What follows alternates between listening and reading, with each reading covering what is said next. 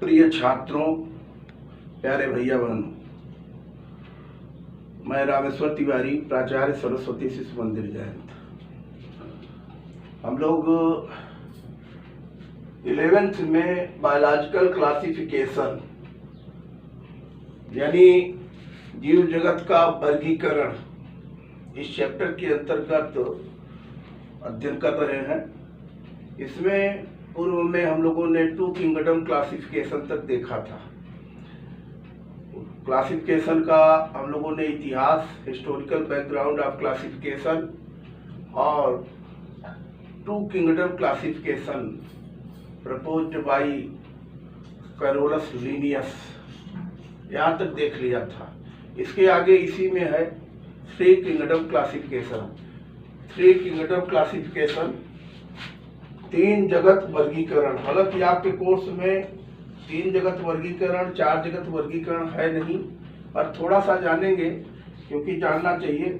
आता 5 जगत की वर्गीकरण है, तो फिर भी इसको हम लोगों को देखना है, तो क्योंकि इससे ऑब्जेक्टिव क्वेश्चन पूछ देता है, तो ऑब्जेक्टिव क्वेश्चन की भी तैयारी हमारी रहे, इसलिए इसको भी हम लोगों को देखना है। तो 3 kingdom classification, 3 kingdom classification.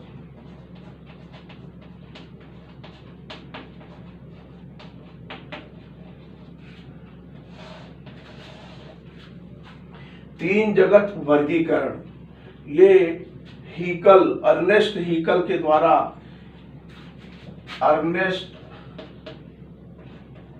Haeckel वैज्ञानिक है, हीकल, अर्नेस्ट हीकल के द्वारा ये 1886 में 1886 में वर्गीकरण दिया गया। उन्होंने जब देखा कि वर्गीकरण में मुख्य रूप से 2 ही जगत बने हैं, एक तो प्लांटी, दूसरा एनिमेलिया, तो कुछ लोगों ने चूंकि आपत्ति उठाई कि जो यूनिसेलुलर है, एक कोशिकी है, उनको भी उसी में सम्मिलित किया गया है, और प्रोकैरियोट्स हैं, तो यहाँ पर प्रॉब्लम ये हुई। तो इसके कारण जो है वर्गीकरण में इन्होंने 3 जगत का निर्माण कर दिया। एक इसी में प्रोटिस्टा जोड़ दिया, किंगडम प्लांटी, किंगडम प्लांटी बनाया उन्होंने, जिसमें समस्त पादपों को, पौधों को, प्लांट को इंक्लूड किया, इसमें रखा। दूसरा उन्होंने किंगडम एनिमेलिया,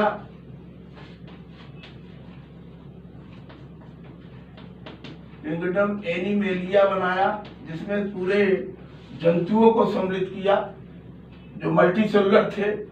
और तीसरा जो है ध्यान रखेंगे, किंगडम प्रोटिस्टा बना दिया, किंगडम प्रोटिस्टा, प्रोटिस्टा बनाया। प्रोटिस्टा के अंतर्गत इन्होंने जो है यूनिसेलुलर, एक कोशिकीय, जो माइक्रोस्कोपिक थे, सूक्ष्म थे, ऐसे जीवों को उसमें इंक्लूड किया। बैक्टीरिया है, प्रोटोजोवन है, प्रोटोजोवन, अमीबा, पैरामीशियम, यूग्लिना, इन सभी को, ब्लू ग्रीन एल्गी वगैरह जितने भी थे, सबको इसके अंतर्गत इंक्लूड किया। क्योंकि उस समय वायरस की खोज नहीं हुई थी, इसलिए 3 जगत वर्गीकरण इन्होंने बनाया। फिर इसके बाद में 4 किंगडम क्लासिफिकेशन आया। 4 किंगडम क्लासिफिकेशन,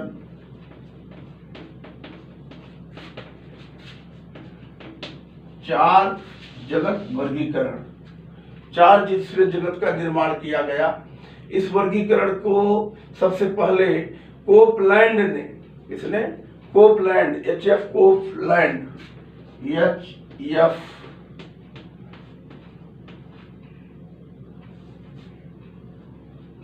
कोपलैंड, ये साइंटिस्ट है। कोपलैंड ने इसको प्रस्तुत किया था 1956 में, 1956 में। COPELAND, Copeland HF. कोपलैंड ने 1956 में वर्गीकरण को प्रस्तुत किया। पूछ देता है 4 जगत वर्गीकरण किसने प्रस्तुत किया, 3 जगत वर्गीकरण किसने प्रस्तुत किया, 3 जगत वर्गीकरण में कौन कौन से जगत का निर्माण किया गया, तो किंगडम प्रोटिस्टा, एनिमेलिया और प्लांटी। और 4 किंगडम क्लासिफिकेशन कोपलैंड ने दिया 1956 में, और इन्होंने इनको विभाजित किया kingdom Monera, kingdom protista, kingdom Metaphyta, kingdom Metazoa.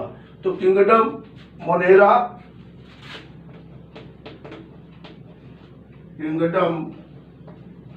Monera, Monera के अंतर्गत ऑल प्रोकैरियोट्स को इंक्लूड किया। सभी प्रोकैरियोटिक कोशिका वाले जो भी जीव हैं उनको सबको रखा उसने किसमें, मोनेरा के अंतर्गत रखा। दूसरा जो है उसने बनाया किंगडम प्रोटिस्टा,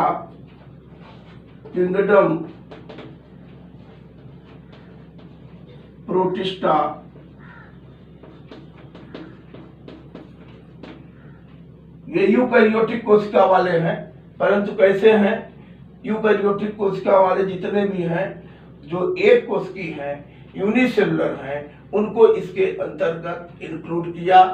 और इसके बाद में उसने तीसरा जो जगत बनाया किंगडम कह लीजिए मोनेरा हो गया, प्रोटिस्टा हो गया, फिर तीसरा जो है मेटाफाइटा, फाइटान माने होता है प्लांट, पौधे, जिनमें सभी पौधों को बहुकोशिकीय जो थे ऐसे समस्त पौधों को इंक्लूड किया। मेटाफाइटा,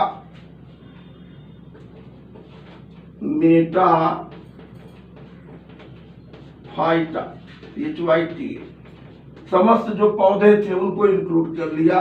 और चौथा मेटाजोआ,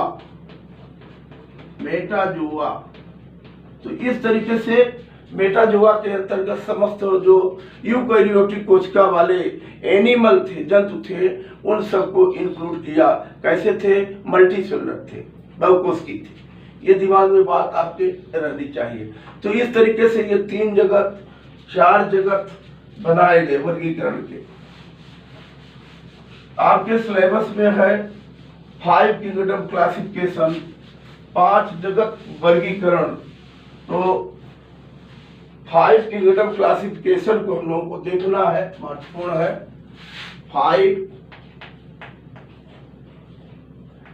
5 किंगडम क्लासिफिकेशन, 5 जगत वर्गीकरण आपके ये सिलेबस में है।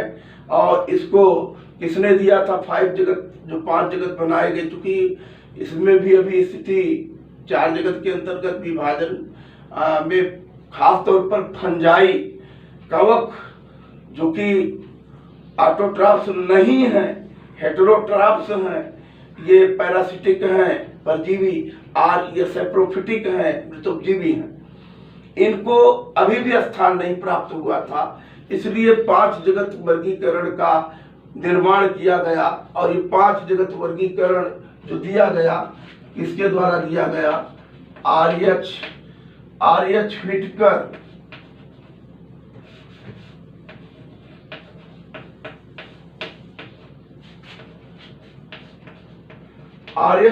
के द्वारा ये 5 जगत वर्गीकरण प्रस्तुत किया गया। ये मुख्य रूप से 1969 में, ये 1969 का ये क्लासिफिकेशन है, आर.एच. व्हिटकर के द्वारा प्रस्तुत किया गया 5 किंगडम क्लासिफिकेशन। 5 जगत वर्गीकरण बहुत ज्यादा पूछा जाता है एग्जाम में। 5 जगत वर्गीकरण किसने प्रस्तुत किया, 5 जगत वर्गीकरण के कह लीजिए क्या आधारीय लक्षण है, कौन से लक्षण लेकर 5 जगत वर्गीकरण बनाया गया, 5 जगत वर्गीकरण के मुख्य जगत कौन से हैं, किंगडम कौन से हैं, उनके नाम लिखिए, उनके कैरेक्टर्स दीजिए। 5 किंगडम क्लासिफिकेशन की मेरिट, डिमेरिट, उनके जो है कह लीजिए गुण और दोष पूछता है, बहुत इंपॉर्टेंट प्रश्नों में से रहता है। तो यहाँ पर ध्यान रखेंगे, ये जो 5 जगत वर्गीकरण के जो आधार लिए गए, किस आधार पर 5 जगत वर्गीकरण बनाया गया, ये भी काफी महत्वपूर्ण बात है। इसको भी आपको ध्यान में रखना है कि 5 जगत वर्गीकरण जो है मुख्य रूप से जो उसके आधारीय लक्षण है, तो उसमें कॉम्प्लेक्सिटी ऑफ सेल स्ट्रक्चर,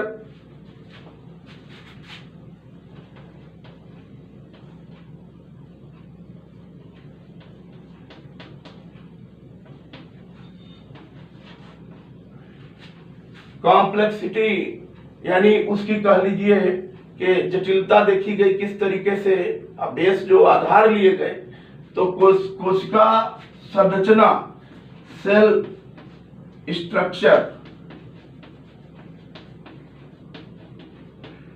इसका मतलब हुआ ये आधारी लक्षण है कौन से बेस पर, on the basis of 5 kingdom classification. तो बेसिक क्या कैरेक्टर है, किस आधार पर लिए गए हैं, तो इसमें इसकी ध्यान रखेंगे कॉम्प्लेक्सिटी ऑफ सेल स्ट्रक्चर, ये मेन आधार पहला लिया गया, यानी कोशिका की किस तरीके से कह लीजिए जटिलता है, कोशिका किस प्रकार की बनी हुई है, तो कोशिका प्रोकैरियोट्स है या यूकैरियोट्स है, ये विशेष रूप से ध्यान रखा गया इसमें। कोशिका है कैसी है, प्रोकैरियोट्स है, प्रोकैरियोटिक है, प्रोकैरियोटिक एंड यूकैरियोटिक।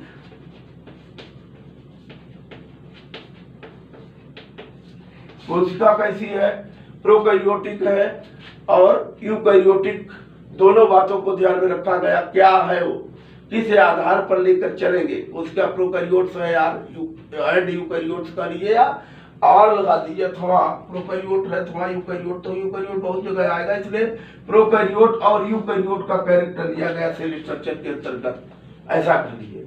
इसी तरीके से उसके बॉडी ऑर्गेनाइजेशन की बात कर लीजिए, कॉम्प्लेक्सिटी ऑफ सेल ऑर्गेनाइजेशन, उसका कोशिका का संगठन किस तरीके का है, कोशिका किस प्रकार की है, यानी कह लीजिए कि कॉम्प्लेक्सिटी ऑफ, उसका क्या ले लिए, बॉडी ऑर्गेनाइजेशन कहिए, सेल स्ट्रक्चर तो हम लोग लिए हैं, तो बॉडी ऑर्गेनाइजेशन की बात करो, आप बॉडी ऑर्गेनाइजेशन कर लीजिए, ज्यादा अच्छा रहेगा। हालांकि सेल ऑर्गेनाइजेशन कोशिकाओं का भी संगठन ही है वहां पर, बट यहाँ कहीं अगर बॉडी ऑर्गेनाइजेशन तो ज्यादा ठीक है, क्योंकि यहाँ पर मल्टीसेलुलर जीवों को भी और यूनिसेलुलर को भी, दोनों को वर्गीकरण करना है। तो इसके अंतर्गत अगर देखा जाए तो यूनिसेलुलर है या कह लीजिए मल्टीसेलुलर है, किस प्रकार के जीव हैं, ये दोनों को ही वर्गीकरण में इंक्लूड किया गया है, विभाजित किया गया है। यूनिसेलुलर को अलग किया गया। यूनिसेलुलर में जो जीव थे, जैसे प्रोटिस्टा के अंतर्गत समस्त यूकैरियोटिक कोशिका वाले हैं, बट कैसे हैं वो यूनिसेलुलर हैं, एक कोश की हैं, उनको सम्मिलित किया गया है, तो ये लिया गया। तीसरी बात, मोड ऑफ न्यूट्रिशन, पोषण कैसे प्राप्त करते हैं अपना, तो मोड ऑफ न्यूट्रिशन, न्यूट्रिशन कैसे अपना भोजन प्राप्त करते हैं, कैसे अपना पोषण लेते हैं, ये विशेष रूप से ध्यान रखा गया। यानी ऑटोट्रॉफ्स हैं या हेटेरोट्रॉफ्स हैं, तो इसमें दो बातें आएंगी, ये कैसे हैं, या तो ऑटोट्रॉफ्स हैं, ऑटोट्रॉफिक, यानी ये या तो ऑटोट्रॉफिक है, स्वयंपोषी हैं, प्रकाश संश्लेषण करते हैं, अपना भोजन स्वयं बनाते हैं, या इनमें क्लोरोफिलस हैं, हेटेरोट्रॉफिक हैं, विषमपोषी हैं। विषमपोषी हैं तो इसका मतलब इनमें क्लोरोप्लास्ट एब्सेंट है, इसका मतलब ये अपना भोजन स्वयं बना नहीं सकते। तो अगर अपना भोजन स्वयं नहीं बना सकते तो या तो फिर इनमें एब्जॉर्प्शन होगा या इगेशन, दोनों मेथड हो सकती हैं। या तो ये अवशोषण करेंगे,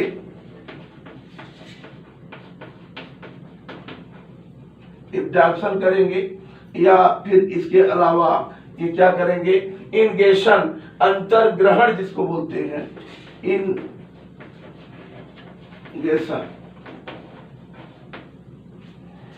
तो हेटेरोट्रॉफ्स होंगे अगर, तो या तो ये अवशोषण करेंगे या अंतर्ग्रहण प्रक्रिया के द्वारा भोजन प्राप्त करेंगे। और ऑटोट्रॉफ्स होंगे तो प्रकाश संश्लेषण करेंगे, क्योंकि क्लोरोफिल होगा, क्लोरोप्लास्ट होगा, तो प्रकाश संश्लेषण की क्रिया के द्वारा अपना ये भोजन प्राप्त करेंगे। इस बात को भी विशेष रूप से इनमें ध्यान में रखा गया। और लास्ट इनमें चौथी बात करते हैं तो लाइफ स्टाइल की बात करते हैं। लाइफ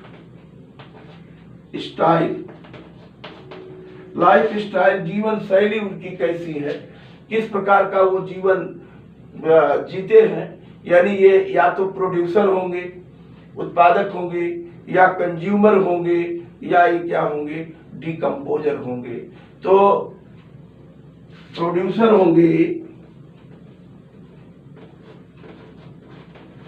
प्रोड्यूसर का मतलब क्या होता है, उत्पादक। उत्पादक वही होंगे जो प्रकाश संश्लेषण करेंगे। ऑल ग्रीन प्लांट, समस्त हरे पेड़ पौधे उत्पादक हैं, प्रकाश संश्लेषण की क्रिया के द्वारा अपना भोजन बनाते हैं, यानी प्रकाश ऊर्जा को रासायनिक ऊर्जा में कन्वर्ट करते हैं, तो ये प्रोड्यूसर कहलाएंगे। दूसरी बात, कंज्यूमर माने उपभोक्ता। दूसरा बात होगी उपभोक्ता होंगे। उपभोक्ता कौन होंगे, जो उत्पादक के ऊपर निर्भर करेंगे, जो इनसे भोजन लेंगे, क्योंकि प्रोड्यूसर ही है जो प्रकाश ऊर्जा को रासायनिक ऊर्जा में कन्वर्ट करेंगे, बाकी किसी में क्षमता तो है नहीं। ऊर्जा का एकमात्र स्रोत कौन है, सूर्य है। सूर्य से आने वाली ऊर्जा को उत्पादक लेते हैं, उसके बाद में उनसे जो भोजन को प्राप्त करते हैं वो सब कंज्यूमर कहलाएंगे, उपभोक्ता। Primary consumer, secondary consumer, tertiary consumer, प्राथमिक उपभोक्ता, द्वितीय उपभोक्ता, तृतीयक उपभोक्ता, ये उसकी श्रेणी के अंतर्गत आएंगे। वही शाकाहारी, मांसाहारी और सर्वोच्च मांसाहारी जो इकोलॉजी में अध्ययन करते हैं हम लोग, इसको ध्यान में रखेंगे। और लास्ट इसमें तीसरी बात क्या होगी, डिकम्पोजर।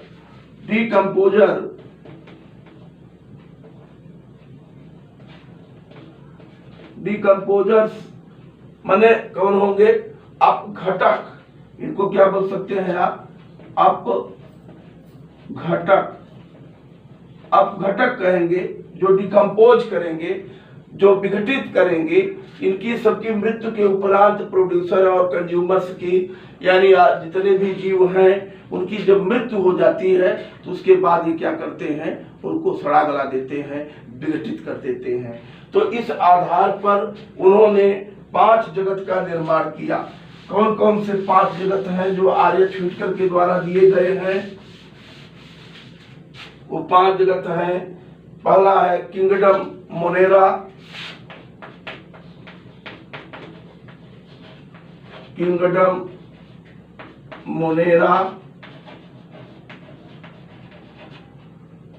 किंगडम प्रोटिस्टा,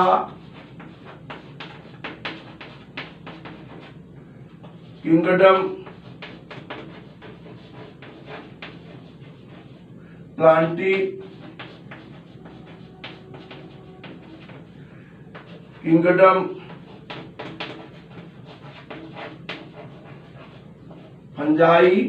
फंगी, और 5वां आखिरी किंगडम एनिमेलिया।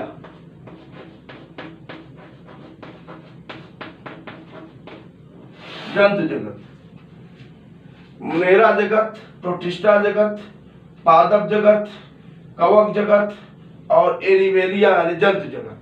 ये 5 किंगडम में कह लीजिए कि आर्यच व्हिटकर ने इनको जीवों को डिवाइड किया, विभाजित किया, उसके विशिष्ट कैरेक्टर्स, लक्षणों के आधार पर। अब देखिए कौन कौन से लक्षण हैं, इन लक्षणों को ध्यान में रखेंगे हम लोग। पहले किंगडम मोनेरा की हम बात करते हैं। किंगडम मोनेरा के अंतर्गत समस्त ध्यान रखेंगे किसको रखा गया है, ऑल प्रोकैरियोट्स, प्रोकैरियोटिक कोशिका वाले समस्त प्रोकैरियोट्स जो जीव है, ये याद रखना है, बहुत पूछा जाता है। मोनेरा के अंतर्गत समस्त प्रोकैरियोट्स को इंक्लूड किया गया, रखा गया। प्रोकैरियोट्स में क्या कैरेक्टर्स होंगे?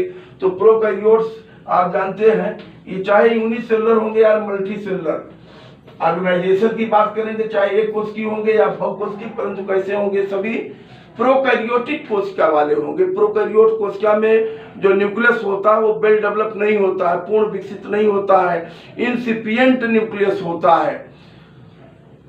इंसिपिएंट माने केंद्रक के पूर्व की दशा, यानी न्यूक्लियर मेम्ब्रेन नहीं होगी, न्यूक्लियोलस नहीं होगा, न्यूक्लियोप्लाज्म नहीं होगा, बल्कि किसका बना होगा? डीएनए का।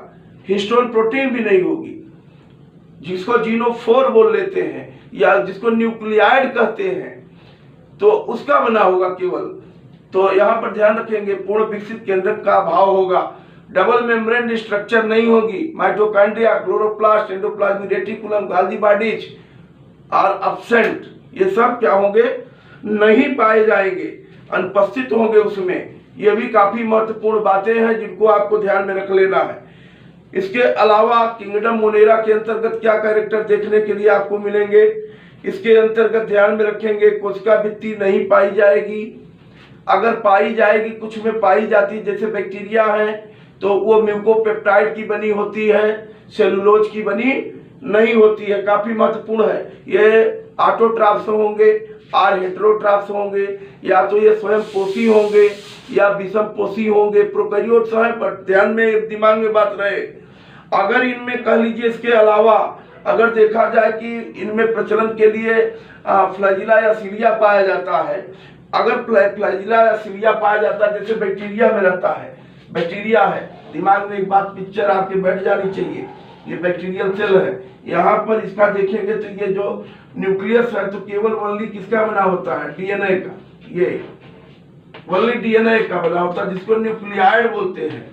न्यूक्लियाइड, यहाँ न्यूक्लियर मेम्ब्रेन नहीं, न्यूक्लियोप्लाज्म नहीं, कुछ नहीं। सेल वॉल होगी, अगर मान लीजिए बैक्टीरिया है तो ये सेल वॉल होगी, तो ये किसकी बनी होती है? ये सेल वॉल, ये म्यूकोपेप्टाइड की बनी होगी, उसकी सेल वॉल म्यूकोपेप्टाइड की बनी होती है। सेल मेम्ब्रेन होगी, इसके नीचे सेल मेम्ब्रेन बीच में कुछ स्थानों पर फोल्ड हो जाती है और वो कहलाती है क्या? मीसोसोम। मीसोसोम क्या करता है? इसका माइटोकॉन्ड्रिया के समान कार्य करता है, शोषण का काम करता है। राइबोसोम अगर इनमें पाए जाएंगे तो कैसे होंगे? पाए तो जाएंगे ही, राइबोसोम पाए जाएंगे 70S प्रकार के, 70S प्रकार के राइबोसोम उपस्थित होंगे। ये महत्वपूर्ण फीचर है, इनको याद रखेंगे। अगर इनमें फ्लैजिला पाया जाता है लोकोमोशन के लिए, मान लीजिए ये फ्लैजिलम है, तो ये फ्लैजिला जो होंगे, फ्लैजिला की बात कर रहे हैं हम लोग, तो इसमें फ्लैजिला जो होगा, ये फ्लैजिला का अगर सेक्शन काटेंगे तो यहाँ 0+2 की व्यवस्था होगी, 0+2 ये उपस्थित होगा, 9+2 की व्यवस्था एब्सेंट होगी, ये एब्सेंट होगा, एब्सेंट। 9+2 क्या होगा? एब्सेंट। कौन सी व्यवस्था अरेंजमेंट होगा? 0+2 का। यानी अगर इसका सेक्शन काट के देखते तो 2 फाइब्रिल सेंटर में होंगे, 2 सेंटर में फाइब्रिल होंगे और बाकी नहीं होंगे, जो किनारे किनारे 9 रहते हैं यूकैरियोट्स में वो नहीं होंगे, तो 0+2 की व्यवस्था कहलाएगी। इस तरीके से इनको ध्यान रखना। इनमें रिप्रोडक्शन की बात अगर करेंगे तो रिप्रोडक्शन प्रोकैरियोट्स में कैसा होगा? एसेक्सुअल अलैंगिक जनन और वेजिटेटिव रिप्रोडक्शन। लैंगिक जनन नहीं होता है, जनरली लैंगिक जनन की बात करेंगे नहीं होगा, वहां पर जरूर जेनेटिक रिकॉम्बिनेशन की बात करते हैं, आनुवंशिक पुनर्योजन आदान प्रदान करते हैं। तो ये किंगडम मोनेरा। किंगडम प्रोटिस्टा की बात करेंगे, प्रोटिस्टा के अंतर्गत तो कैसे रखे गए हैं? यूकैरियोटिक सेल वाले। यूकैरियोट का मतलब जिनमें केंद्रक डेवलप है, वेल डेवलप है, न्यूक्लियर मेम्ब्रेन है, न्यूक्लियोलस है, न्यूक्लियोप्लाज्म है, और जो उसका जेनेटिक मटेरियल है, कह लीजिए क्रोमोसोम्स, वो हिस्टोन प्रोटीन भी है और डीएनए है, दोनों से बना है, डीएनए प्लस हिस्टोन प्रोटीन से बना है। ये यूकैरियोटिक कोशिका वाले होंगे, बट कैसे होंगे? यूनिसेलुलर, यूनिसेलुलर, एक कोशिकीय होंगे, ये दिमाग में रहे, एक कोशिकीय होंगे तो इसमें जंतु भी थे तो वो भी रख दिए गए एक कोशिकीय, पौधे एक कोशिकीय प्लांट थे वो भी रखे गए, फंगी के भी एक कोशिकीय थे उनको भी रख दिया गया। कितनी विविधता हो गई, बट ये कोशिकीय थे ये और यूकैरियोट्स थे, इसलिए सबको इंक्लूड कर दिया गया। किंगडम प्रोटिस्टा बहुत विविधता वाला है, बहुत ज्यादा वेरिएशंस हैं कैरेक्टर्स में, जो इसमें कह लीजिए ऑर्गेनिज्म है, जो जीव हैं उनमें काफी डिफरेंट देखने के लिए मिलेगा।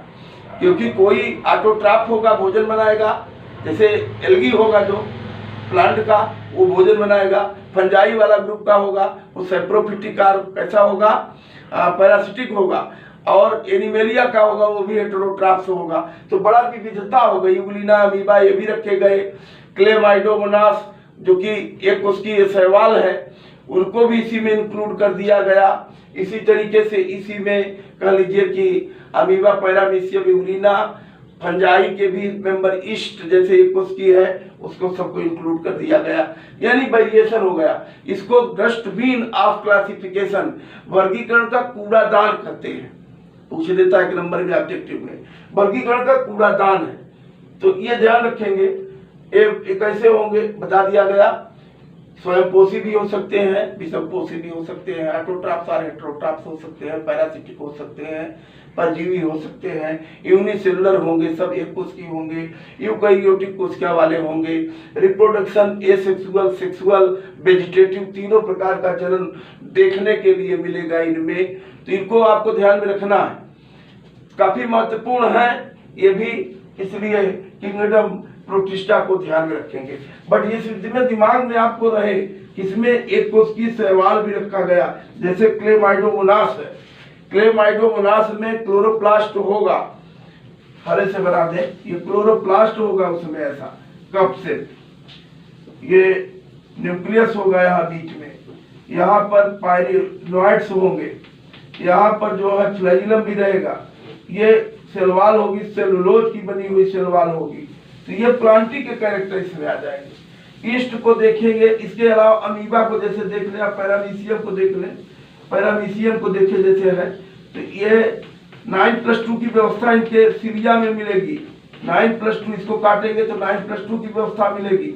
और यहाँ पर ध्यान रखेंगे ये न्यूक्लियस है, 2 न्यूक्लियस, ये टेट्राइड वैक्यूल है।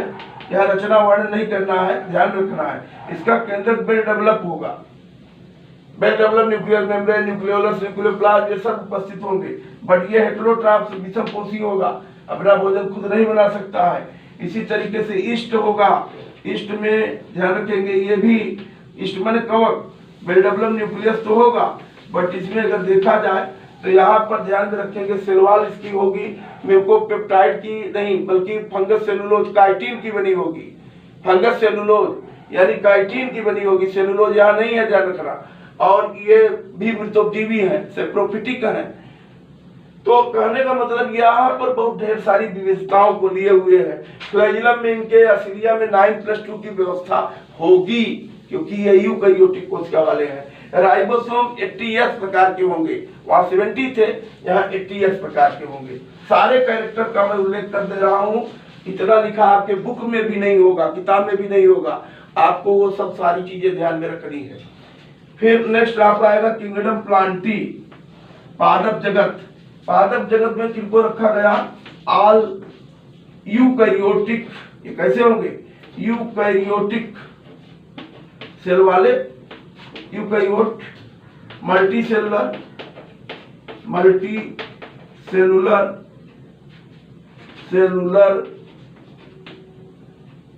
समस्त यूकैरियोटिक कोशिका वाले जीवों को कैसे है, वो मल्टी सेलुलर है, बहुकोशिकीय है।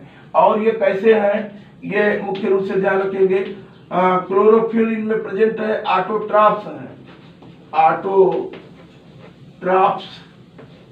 ट्रॉफस स्वयंपोषी हैं, प्रकाश संश्लेषण करके अपना भोजन बनाएंगे, केंद्र पूर्ण विकसित होगा, क्योंकि ये यूकैरियोट है, यूकैरियोट में वेल डेवलप्ड न्यूक्लियस रहेगा ही, मल्टीसेलुलर बहुकोशिकीय होंगे।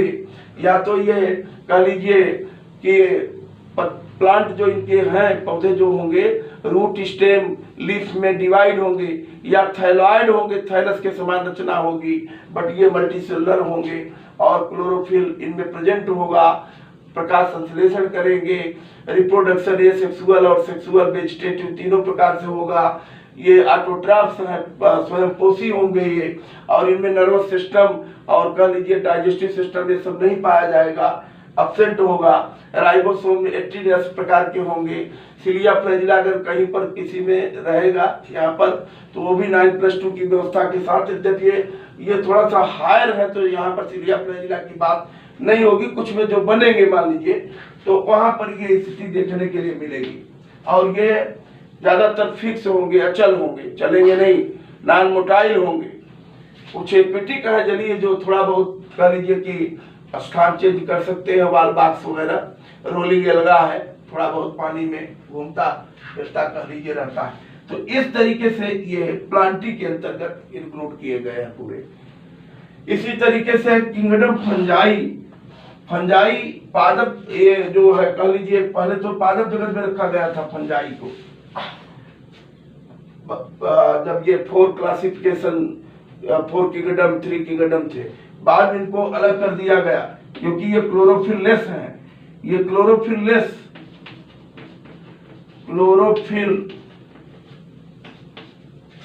ये लेस, क्लोरोफिल एब्सेंट है इसमें, मल्टी सेलुलर है, ये भी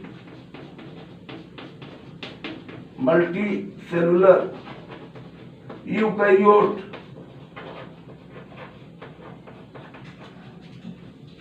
यूकैरियोटिक है, बहुकोशिकीय है, क्लोरोफिल इनमें एब्सेंट है, हेटेरोट्रॉफ्स है,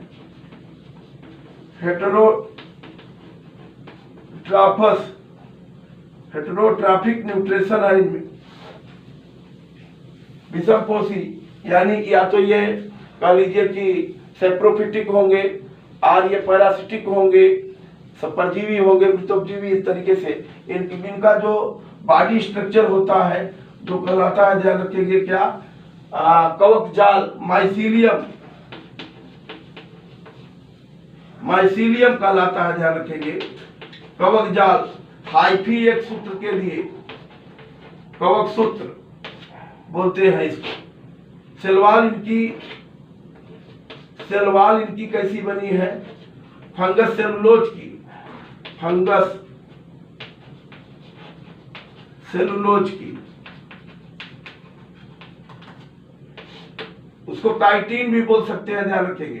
फंगस सेलुलोज यानी काइटिन की बनी होती है। इंपॉर्टेंट फीचर है, इनको याद रखेंगे। और महत्वपूर्ण बातें इसके अंतर्गत, ये पैरासिटिक है, रोग उत्पन्न कार्य करते हैं, पौधों में, जंतुओं में रोग उत्पन्न करते हैं। तो ये सारे फीचर्स हैं इनके, आपको जिनको आपको ध्यान में रखना है। किंगडम फंजाई के अंतर्गत इस तरीके से स्टोरेज फूड मटेरियल ग्लाइकोजन होता है, ग्लाइकोजन स्टोरेज, ये भी कैरेक्टर ले लेना भाई। स्टोरेज फूड जो होगा, संचित भोजन जो होगा, ग्लाइकोजन होगा। प्लांटी में क्या होता है, संचित भोजन, ये जो प्लांटी किंगडम था भूल गए थे बताना आपको, यहाँ पर क्या होता है संचित भोजन, स्टार्च होता है, स्टार्च, ये भी कैरेक्टर लेके चलना। संचित भोजन क्या होता है, संचित भोजन स्टोरेज फूड स्टार्च होगा, किसमें, प्लांटी में। प्लांटी की बात मैंने किया था, प्लांटी में। और फंजाई में संचित भोजन ग्लाइकोजन है, क्या है, ग्लाइकोजन होता है, ध्यान रखेंगे। और लास्ट है आपका एनिमेलिया किंगडम, जंतु जगत। जंतु जगत कैसे है ये भी ध्यान रखेंगे। यूकैरियोटिक सेल वाले हैं, यूकैरियोट हैं, मल्टी सेलुलर हैं, बहुकोशिकीय हैं, क्लोरोफिललेस हैं,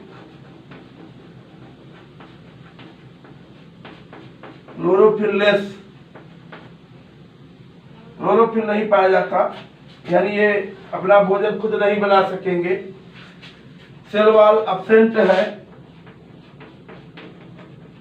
सेल वॉल एब्सेंट। प्लांटी में सेल वॉल थी, ध्यान देना, किंगडम प्लांटी में सेल वॉल थी, और इसकी जो सेल वॉल थी प्लांटी किंगडम की, याद रखना अगर न लिखे रहना हो तो, सेलुलोज की बनी, सेलुलोज की बनी हुई क्या थी, सेल वॉल थी प्लांटी में। यहाँ पर जो है ध्यान रखेंगे सेल वॉल अब्सेंट होगी, नहीं पाई जाएगी। मल्टी सेलुलर बहुकोशिकीय है, क्लोरोफिल नहीं है, तो हेटेरोट्रॉप्स है। कैसे है ये, हेटेरोट्रॉफिक न्यूट्रिशन इनका होगा, विषमपोषी होंगे, स्वयंपोषी नहीं है। ये विषमपोषी है, यानी अपना भोजन स्वयं नहीं बनाएंगे, दूसरे से प्राप्त करेंगे। Primary consumer, secondary consumer, tertiary consumer जो भी होंगे, तो ये उस श्रेणी के अंतर्गत सम्मिलित होंगे। ये कैसे होंगे, ये इनमें लोकोमोशन पाया जाएगा, इनमें नर्वस सिस्टम पाया जाएगा, इनमें डाइजेस्टिव सिस्टम पाया जाएगा, पाचन तंत्र पाया जाएगा, श्वसन तंत्र तो समय में रहेगा, पाचन तंत्र, उत्सर्जन तंत्र और नर्वस सिस्टम, तंत्रिका तंत्र, ये सारे सिस्टम इनमें उपस्थित होंगे। ये महत्वपूर्ण फीचर होंगे इनके, इनको आपको ध्यान में रखना हो। और सभी जंतु जो बहुकोशिकीय थे सबको इसके अंतर्गत इंक्लूड किया गया है। इनमें राइबोसोम 80S प्रकार का होगा, सभी में 80S है, केवल मोनेरा को छोड़ दिए तो बाकी तो सब यूकैरियोट ही है। तो सब में यूकैरियोट के जो कैरेक्टर हैं वो कैरेक्टर आपके काम में आएंगे, इनको ध्यान रखना। तो इस तरीके से वर्गीकरण ये आपको याद रखना है। 5 किंगडम क्लासिफिकेशन की थोड़ा सा चर्चा और कर लेंगे। मेरिट और डीमेरिट देख लेंगे।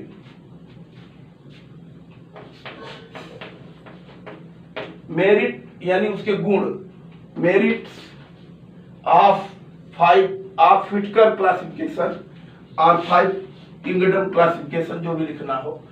व्हिटकर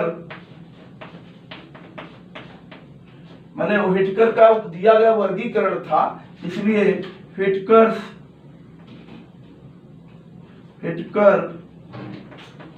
क्लासिफिकेशन।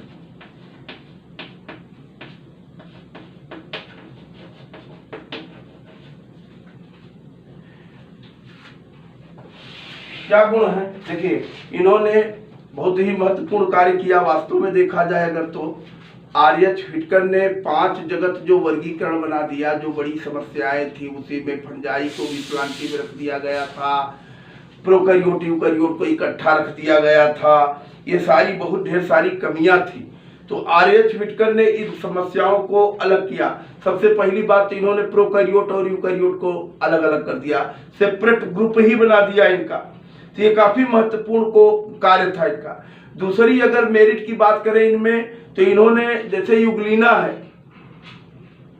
क्लेमाइडोमोनास है, और इन्होंने इनको सबको क्या कर दिया, ये एक कोशिकीय थे इसलिए इनको प्रोटिस्टा किंगडम बनाया, हालांकि डीमेरिट में भी आएगा। इसी तरीके से ध्यान रखेंगे, फंगस को पूरी तरह से, फंजाई को अलग ग्रुप बना दिया, अलग ग्रुप में रखा। इसी तरीके से चूंकि कैरोलस लीनियस ने 2 किंगडम क्लासिफिकेशन दिया था, यहाँ पर इन्होंने लाइफ स्टाइल को, उनके फाइलोजेनिक कैरेक्टर्स को ध्यान में रख करके क्लासिफिकेशन करने का प्रयास किया। इन्होंने जीवों के शरीर की जटिलता को ध्यान में रखा कि उनकी किस तरीके से कह लीजिए कि कॉम्प्लेक्सिटी है, किस तरीके से जटिलता है, उन सारी बातों को इन्होंने ध्यान में रख करके वर्गीकरण करने का प्रयास किया। इसके बाद इसकी जो है इनके वर्गीकरण की उपयोगिता तो है ही, लेकिन इस वर्गीकरण में कुछ कमियां भी थी। तो डीमेरिट्स भी बात कर लेंगे हम।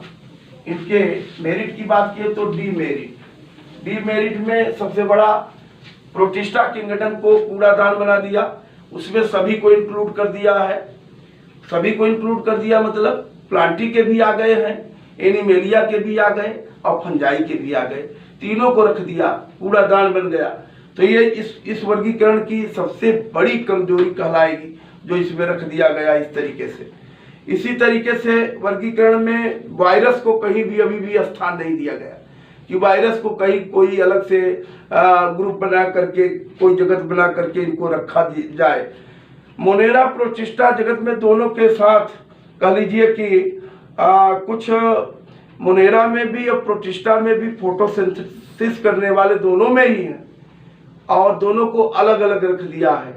तो अलग अलग रख देने से काफ़ी दूरी हो गई है। जैसे नील हरी शैवाले हैं, ब्लू ग्रीन एल्गी, वो एल्गी से बहुत ढेर सारे कैरेक्टर मिलते हैं, बट प्रोकैरियोट्स थे, दोनों फोटोसिंथेसिस करते हैं, परंतु उनको अलग अलग बहुत दूर रखा गया है। इसको आपको ध्यान में रखना है। इसी तरीके से कुछ ईस्ट जो फंजाई के हैं उनको भी यही स्थिति रही है, उनको भी ले जाकर प्रोटिस्टा में रख दिया गया, जबकि उनके कैरेक्टर फंगस से मिलेंगे, फंजाई ग्रुप में रखा जाना चाहिए था, बट यूनिसेलर होने के कारण उनको अलग करना पड़ा, जिससे काफी विविधतापूर्ण दिखता है। तो इस तरीके से इनके वर्गीकरण की डिमेरिट थी। इतना आज के लिए हम लोग करेंगे। वीडियो को लाइक शेयर करिएगा। धन्यवाद। ये चैप्टर यहीं पर आपका समाप्त हुआ। इसको ठीक प्रकार से तैयारी कर लेंगे।